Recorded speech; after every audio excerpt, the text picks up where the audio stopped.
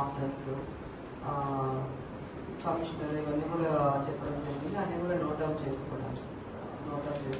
So consult RTOs అందరూ కూడా ఏవైతే ఇష్యూస్ చెప్పారో అవి ఫాలోఅప్ చేయండి, రెగ్యులర్ వెల్ఫేర్ చూడండి.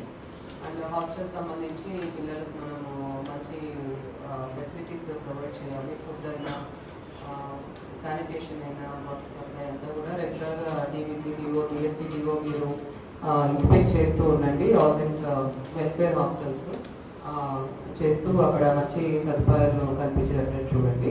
ఎక్కువ మన ప్రభుత్వ పాఠశాలల్లోనే చదివించే విధంగా మన పిల్లల్ని మనం ఎంకరేజ్ చేయాలి. అన్ని వస్తువులు కూడా మనం ప్రొవైడ్ చేస్తున్నాం గవర్నమెంట్ స్కూల్స్లో. స్ట్రెంగ్త్ బట్టి కూడా డెఫినెట్లీ ఎక్కువ టీచర్స్ కావాలంటే కూడా అక్కడ ప్రొవైడ్ చేయడం జరుగుతుంది. సో అటువంటి సమస్య ఏం లేదు. మళ్ళీ ఇప్పుడు మనం బడిబాట కార్యక్రమం అనేది జూన్లో మనం ప్రారంభిస్తాము. సో దాంట్లో ఇంకా కూడా ఎక్కువ మంది మనం ప్రభుత్వ పాఠశాల చేర్పించడానికి మనం ప్రయత్నం చేద్దాము.